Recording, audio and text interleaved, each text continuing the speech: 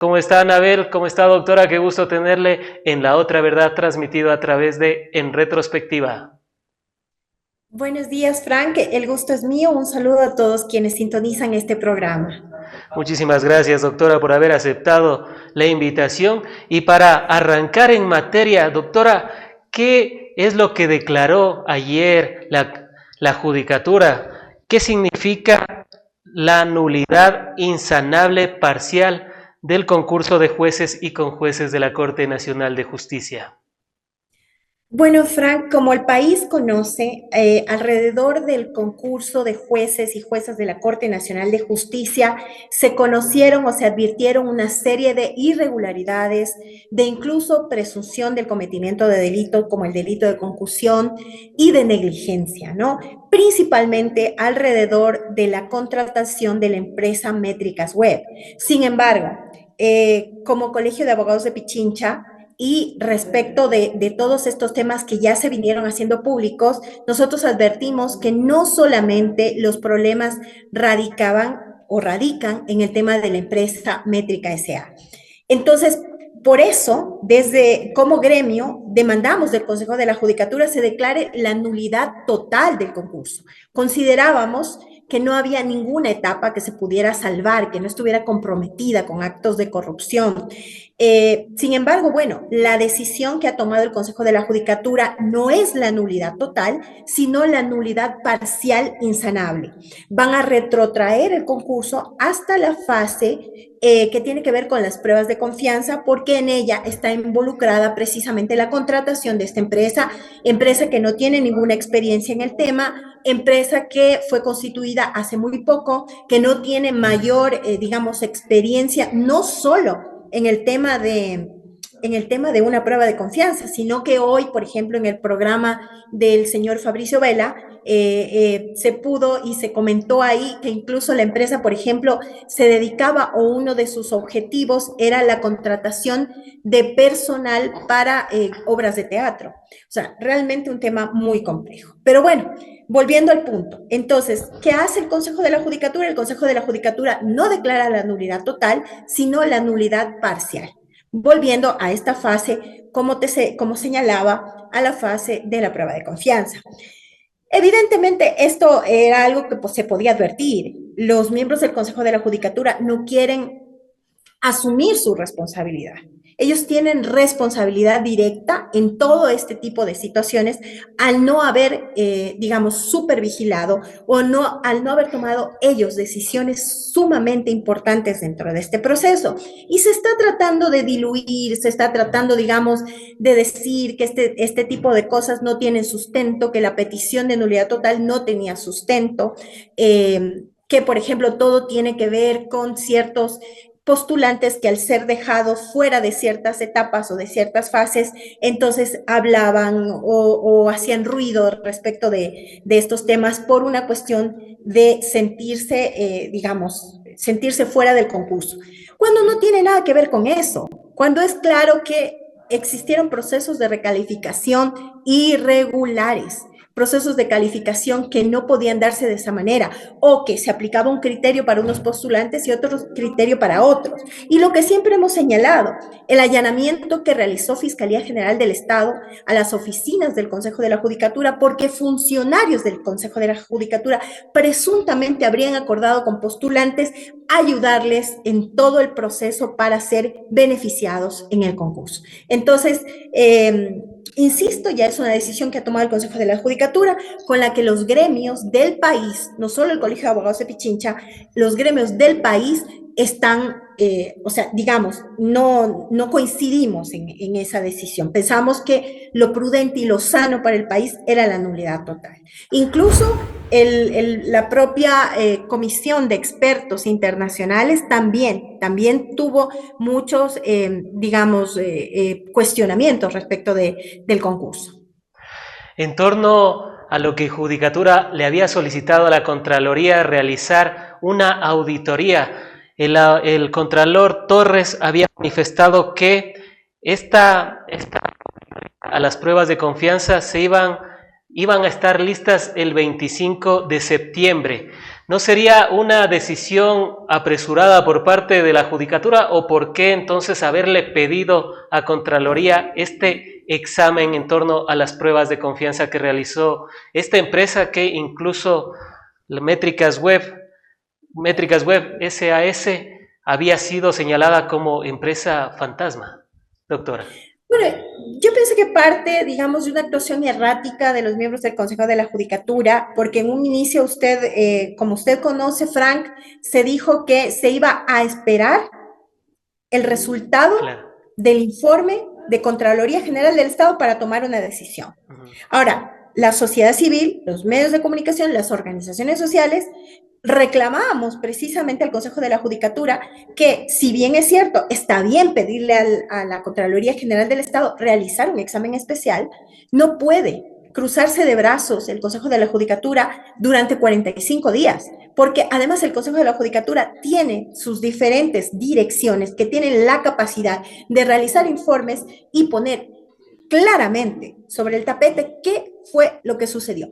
Insisto, no solo tenía que ser con el tema de la empresa Métricas Web y con el tema de la fase y la prueba de confianza, sino alrededor de todo el concurso. Sin embargo, ellos han centrado, digamos, los problemas o los cuestionamientos en este tema, que insisto, no va solamente hasta ahí, abarca todo el concurso, pero como le digo, es parte de este accionar errático, ¿no? ¿Y por qué se reúnen el día de ayer y por qué toman la decisión? Precisamente porque ellos se ven, digamos, contra la pared por las continuas demandas, señalamientos, cuestionamientos y exigencias de parte de las organizaciones sociales y de los medios de comunicación, porque no podía seguir así el tema. Entonces, veamos qué resultados arroja el tema de Contraloría General del Estado, pero lo que hizo ayer el Consejo de la Judicatura es lo que esperaba el país, que tomen decisiones y que asuman responsabilidades. Para mí, eso falta.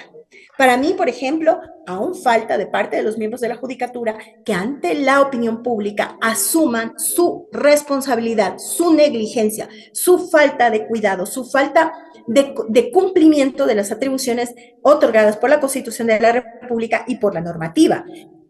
Yo lo he dicho en varios medios de comunicación. Yo, por ejemplo, no concibo que una funcionaria, quien es parte del Consejo de la Judicatura, el máximo órgano de administración de justicia del país, diga frases como caras vemos, corazones no sabemos, o diga, es que ni nosotros sabíamos qué pasaba. Y ese tipo de expresiones que advierten que no tuvieron rigurosidad y que no fueron conscientes de lo que implica un concurso de esta naturaleza. ¿A quién se le podría a quién se le podría responsabilizar por estas irregularidades en el concurso de jueces y conjueces de la Corte Nacional de Justicia? Quizás a Iván Saquicela, o a quién se le podría responsabilizar de esto. Bueno, estamos hablando que si el concurso lo lleva adelante el Consejo de la Judicatura y siendo un cuerpo colegiado, evidentemente es el Consejo de la Judicatura el que tiene la responsabilidad, absolutamente, ¿no? Evidentemente, ya dentro, digamos, de cómo se van dando las sesiones, las votaciones, hay vocales que entiendo que, por ejemplo, frente a algún tema interponen un oficio, un documento en donde dicen no estoy de acuerdo con tal tema o ponen de manifiesto su preocupación frente a alguna situación. Todos ese tipo de situaciones hay que tomarlas en cuenta, pero estamos hablando de un cuerpo colegiado. La responsabilidad es del cuerpo colegiado. ¿Y que estaba a la cabeza de quién cuando inició el concurso? Claro, del doctor Álvaro Román y en este momento del doctor Mario Godoy. Pienso que al tratarse de una instancia en donde se asume institucionalmente los temas, hay que ver claro quién estaba en cada etapa y quién, digamos, propició cierto tipo de temas irregulares al margen de la ley y todo, pero evidentemente estamos hablando de una institución. Ahora bien, ¿qué efectos tendrá la nulidad insanable parcial en el proceso del concurso? ¿Qué implicaciones tendrá también para este proceso de selección de jueces y conjueces? Bueno, yo evidentemente significaría que ciertos concursantes, ciertos postulantes que a ese momento fueron dejados de lado luego de esta prueba, vuelven digamos, a participar, vuelven a estar dentro del concurso. Los Lo que creo 107. es que hoy, más que nunca, es sumamente importante el tema de las vedurías. Las vedurías a las vedurías tienen que permitírseles realmente poder observar y poder darle seguimiento al concurso, digamos, que parte nuevamente de esta fase y no simplemente darles a las vedurías informes, que ya sabemos qué pasa con los informes. Incluso las y los vocales del Consejo de la Judicatura dicen que recibieron los informes y que al parecer todo estaba bien. No se trata de informes, se trata realmente una veeduría que pueda advertir cómo se lleva adelante el proceso. Este tema yo creo que ahora de las recalificaciones hay que ponerle mucha atención y lo que exigimos y qué se demanda de este tipo de cosas, transparencia, que todo sea transparente, que toda la información esté subida a la página web, que se pueda la ciudadanía presenciar, escuchar las sesiones del Consejo de la Judicatura en donde se tomen decisiones de este tipo. Entonces, eso es lo que demandamos, ¿no? Transparencia. Si no se pide Ser- nada del otro mundo. Sería a los 107 postulantes que nuevamente tendrían esa posibilidad de volver a dar las pruebas de confianza, las pruebas teóricas que exige el concurso. Así es, así es. Retomaríamos en ese punto. Se ¿Qué, retomaría.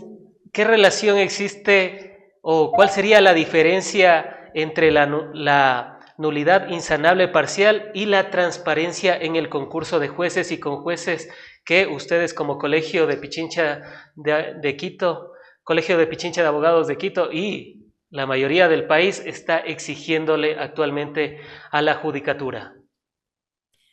Bueno, nosotros exigíamos la nulidad total, que significaba que Claro. previo a reforma del reglamento, porque además también lo han asumido ciertos miembros del Consejo de la Judicatura, que el reglamento tendría que ser reformulado o reformado en cierta medida, precisamente para que no esté digamos, en manos de ciertas direcciones, decisiones que son muy delicadas y que debe adoptarlas el Pleno. Previo a reforma de este reglamento, se convoca a un nuevo concurso. Eso era lo que se solicitaba. Aún conociendo y aún teniendo, digamos, la claridad de que la Corte tiene que ser completada de forma urgente, pero nos preocupaba mucho más la legitimidad, el hecho de que a este espacio y esta instancia lleguen jueces probos. Imagínense que queda la duda de que algunos postulantes que podrían llegar a esos espacios se habrían puesto de acuerdo con funcionarios al interno del Consejo de la Judicatura para ser beneficiados. Hay esa duda, por eso nuestra posición y por eso yo, por ejemplo, rechazo de que se diga que desde las organizaciones sociales no se ha hecho precisión de cuáles son los problemas que tiene el concurso. Al contrario, hemos sido muy precisos. Estamos hablando de una investigación de fiscalía contra funcionarios del Consejo de la Judicatura por un presunto delito de concusión. ¿Cómo garantizar que un concurso efectivamente sea imparcial y objetivo, doctora? Porque bueno, siempre va a haber cuestionamientos, siempre va a haber observaciones, siempre va a haber impugnaciones, pero ¿cómo garantizar que efectivamente se cumplan los requisitos mínimos de imparcialidad y de objetividad? Bueno, definitivamente es muy difícil por el momento mismo que atraviesa no solo la justicia que fue permeada por el narcotráfico, por el crimen organizado y por intereses políticos, que hay que decirlo, sino por el momento que vive el país. Es un momento muy difícil, un momento en donde definitivamente no existe, por ejemplo, un real combate a esta situación del crimen organizado. Y el crimen organizado y digamos, estos intereses han permeado no solo la justicia, han permeado también, mire usted, que la UAFE en algún momento también fue allanada y un funcionario de la UAFE fue detenido precisamente por permitir, por no investigar y por, digamos, ayudar o coadyuvar a ciertos sectores del crimen organizado a cometer sus delitos y a, digamos, a estar tranquilos en torno a todos estos procesos que conocemos en el país de lavado de activos, que viene a ser la segunda economía criminal del país. Entonces, es tan grave la situación que vive el país, es estructural la situación que vive el país, que es muy difícil que estos intereses no estén por todas partes. Por eso se requiere un reglamento claro, un reglamento que no sea complejo, sino que permita un proceso en donde precisamente todo pueda ser transparente, y que no sean reglamentos a la medida. O sea, que no sean reglamentos direccionados, que sean reglamentos que se basen e incluso estándares internacionales que hay, que existen. No, no, como lo digo y como lo hemos dicho, creo, no se trata de inventarse algo que de una u otra forma en el país en determinados momentos ya se ha logrado con cierto nivel de éxito. Se podría decir, doctora, ya que tocó el tema, que los grupos delictivos y quizás los grupos narcodelictivos también ya se están enquistando en el ámbito judicial, en este caso de la judicatura, que presionan también a algunos jueces. Ya están, ya estuvieron, por lo menos en el momento, recuerde usted la presidencia de Wilman Terán. Wilman Terán estaba al servicio del crimen organizado. Y en Es más, o torno, sea, lo que se habla es que él lideraba esta red mafiosa en el ámbito de la Administración de Justicia. y en torno al lavado de activos que manifestó, quizás por eso es que cuando uno revisa los indicadores de lavado de activos en el país, en el 2017, por ejemplo, era aproximadamente $1.000 millones lo que se lavaba en el Ecuador y ahora esa cifra se ha quintuplicado. Inclusive hay algunos analistas que dicen que ya son $6.000 millones que se lava actualmente en el Ecuador por la inacción de las autoridades competentes, la UAFE, una de ellas, el La SRI, Contraloría otra de Financiera, ellas, sí. y Sí, también totalmente. Totalmente. Es más, hay expertos que hablan de que la banca se beneficia tanto de lo legal como de lo ilegal. Entonces, si tantos sectores con tanto poder, por un lado económico y por otro también político, se benefician, les conviene mantener el statu quo. Y por eso es que, en cierta medida, este tipo de temas no son combatidos. en torno a eso, el periodista Anderson Boscan de La Posta había señalado que Fiscalía prácticamente les deja actuar tranquilamente a la mafia albanesa. Y no solo Fiscalía, habló de la policía, habló del SRI y también habló de la UAFE. A su criterio, doctora, ¿cree que esto es así? Lo que reveló Anderson Boscan hace pocos días podría también estar concatenado para que las mafias, el narcotráfico opere libremente en el Ecuador. Bueno, yo creo que sería un poco cuidadosa en emitir algún criterio al respecto, porque si bien es cierto, creo que como ciudadanía observamos de parte de Fiscalía cierta actitud, digamos, de discrecionalidad en ciertos temas, eso es evidente. Yo coincido con ciertos colegas que opinan eso, pero tampoco podemos desconocer el trabajo que ha hecho Fiscalía, que se ha enfrentado y, por ejemplo, que gracias al trabajo de Fiscalía se ha logrado depurar el sistema de justicia. La Corte Provincial del Guayas, usted conoce, la ciudadanía conoce, la mitad de la Corte Provincial del Guayas fue depurada precisamente por estar inmiscuidos en este tipo de temas. Entonces, creería yo que, si bien es cierto, no hay que dejar de ser críticos, tampoco podemos desconocer el trabajo que ha sido desplegado. Gracias a ese trabajo tenemos, por ejemplo, el caso Metástasis, el caso Purga, el caso Plaga. El caso Purga, por ejemplo, que tiene que ver precisamente con la participación de un personaje como Muentes en la justicia de la provincia del Guayas. Prácticamente una persona que disponía de la justicia en esa provincia. En torno a ello, me pareció interesante lo que dijo Anderson Boscan por el tema de Dritan Jica y que se le había alertado para que él pueda salir, se le había alertado por parte de la Fiscalía para que él pueda salir. ¿Y por qué menciona a Dritan Jica? Porque él está en el entramado de corrupción, el caso Encuentro, que vincula al cuñado del expresidente Guillermo Lasso, me refiero a Danilo Carrera, y toda esta estructura que se ha ido profundizando en estos últimos años, doctora, y me refiero a que es a través de los puertos que se exporta la droga en cajas de banano, la mayoría en algunas caja bonita. En torno a ello, doctora, no se está solo viendo una pequeña parte cuando los peces gordos, los que distribuyen la droga en Europa, prácticamente se les ha dejado salir y no se les ha hecho algún proceso judicial, porque uno revisa los procesos y ve que no hay un solo procesado de la mafia albanesa, o sea, de los peces gordos de los que realmente están manejando millones y millones de dólares, doctora.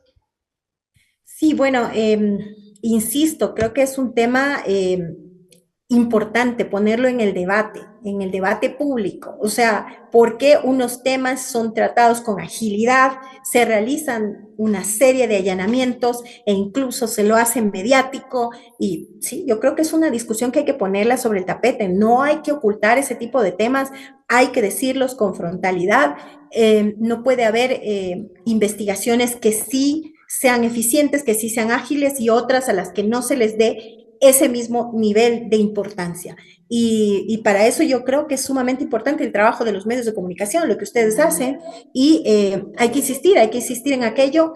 Creo que es un tema que hay que profundizarlo y si hay que exigirle a las autoridades que están encargadas de la investigación, pues hay que hacerlo, por supuesto, desde todo punto de vista.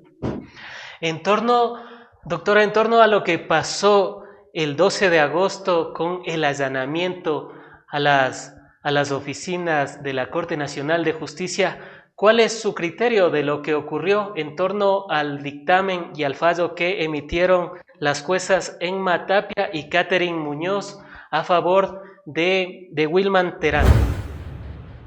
Bueno, yo creo que es un tema bastante polémico. Creo que hay, digamos, criterios divididos. Yo podría decir en torno a la concesión del habeas corpus correctivo a favor de Wilman Terán, que desde mi punto de vista personal es un habeas corpus que se excede, que concede demasiados beneficios a una persona que, como ya lo dije antes, incluso lideraba una red mafiosa en la Administración de Justicia, pero porque además me parece que vulnera este principio de igualdad ante la ley, porque otras personas privadas de la libertad jamás van a poder tener esos beneficios para ejercer su defensa. Eh, Sin embargo, más allá de eso, más allá de considerar que fue excesivo o que se extralimitó este habeas corpus correctivo, considero que es un tema que debía ser analizado por la Corte Constitucional, ¿no? Que es la instancia que debería hacerlo. No De ahí está. el tema de los allanamientos, que son fruto de una llamada anónima que no tiene mayores elementos ni convicciones, sí me parece que es un tema también que debe ser analizado, porque si no, también estamos frente a situaciones que pueden considerarse de alguna manera arbitrarias. Eh, y además, podría en determinado momento la justicia verse amenazada, sentirse amenazada. ¿Quiénes? Quienes, los operadores de justicia, quienes administran justicia, podrían verse amenazados y sentir que a cualquier decisión que tomen pueden tener, digamos, algún tipo, por llamarlo de alguna manera, de represalia en este sentido. Entonces, yo creo que sí hay que tener equilibrio absoluto en este tipo de situaciones. No se está tomando atribuciones que no le corresponden a la fiscalía, porque, ¿por qué le pregunto, doctora? Porque he revisado casos de países democráticos, por supuesto, y no he visto que la fiscalía ordene el allanamiento de la Corte Nacional de Justicia en algún país por el fallo que determinó un juez. O sea, no he visto esos casos, doctora. ¿Está actuando bien la fiscalía en ese sentido? Bueno, yo lo que le podría decir, y es un tema para analizarlo también, es que la concesión de habeas corpus, no solo de habeas corpus, de garantías jurisdiccionales en general, a personas vinculadas con el crimen organizado han sido escandalosas en el país. Escandalosa. Es más, personas con condena por femicidio, femicidas, han sido puestos en libertad gracias a estos, digamos, utilizando este tipo de garantías como subterfugios, ¿no? Y sin embargo, yo no he visto allanamientos y han sido escandalosos, porque el país en determinado momento comenzó a normalizar este tipo de cosas. Se normalizaba que se fueran a buscar a un juez en Pedernales o un juez en Esmeraldas, en un cantón, digamos, recóndito, y se normalizó. Sin embargo, esto pasaba y pasaba muy seguido en el país. Aún ahora creo que no estamos libres de ese tipo de situaciones. Ya ven cómo se utiliza la justicia incluso para fines políticos y se generan pugnas entre los poderes del Estado. Entonces, ¿qué pasa ahí? O sea, ¿por qué ahí no se tomaron este tipo de medidas? Entonces, sí, sí a mí sí me da que pensar. Y en torno a lo que dijeron las juezas, recuerdo algunas de las intervenciones y le voy a parafrasear.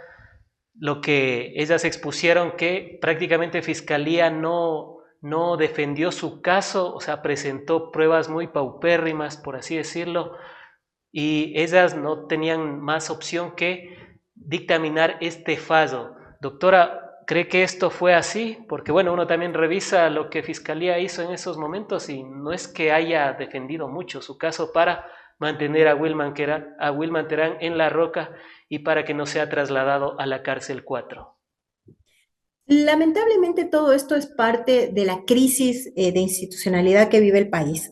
El SNAI es una institución sumamente cuestionada. Conocemos, por ejemplo, todos estos casos en donde se acompaña al delincuente al hospital y se fuga.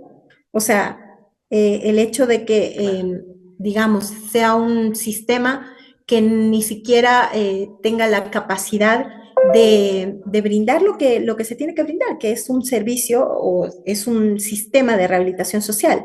La situación de las cárceles en el país es deplorable, es totalmente deplorable. Entonces, es parte de aquello y, por supuesto, yo no he escuchado, por ejemplo, al Ejecutivo señalar o tomar alguna medida frente a lo que sucedió, porque eso es muy grave también. ¿Cómo es que se acogen al derecho al silencio en un caso como este? ¿Y cómo es que no dan la cara respecto de todas las situaciones que narra el señor Terán? Entonces, aquí hay de lado y lado, por supuesto, pero sigo creyendo igual que en la concesión hay otros colegas que piensan que fue concedido adecuadamente el habeas corpus, y yo opino que hay exceso, ¿no? Hay exceso. Antes de finalizar, y como ya es una costumbre en el programa, doctora, ¿cuál sería la otra verdad de esta declaración de nulidad insanable parcial del concurso de jueces y conjueces de la Corte Nacional de Justicia que el día de ayer Judicatura declaró? Verá, definitivamente yo voy a darle mi opinión. Yo creo que se están cubriendo las espaldas. O sea, es una forma de decir, no hicimos todo mal, algo se puede salvar y entonces tomaron esa decisión como una salida. Ahora, lo importante de todo esto, porque no se trata simplemente de tener la razón, lo importante de esto es que si ya tomaron esa decisión, a partir de aquí, el concurso sea transparente, se haga bien y se logre completar la Corte Nacional de Justicia como máximo órgano de administración de justicia ordinaria en el país, que se lo haga.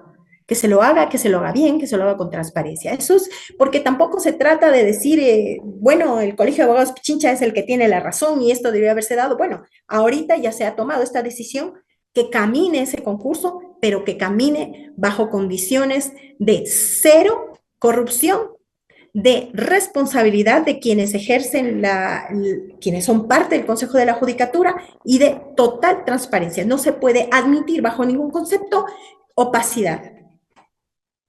Han sido las apreciaciones de la doctora Anabel Guerrero, vicepresidenta del Colegio de Abogados de Quito, a quien agradecemos por haber estado en el espacio, seguros de contar con su participación en futuros análisis, diálogos y debates de la coyuntura nacional. Gracias, Frank. Un saludo a todos los oyentes.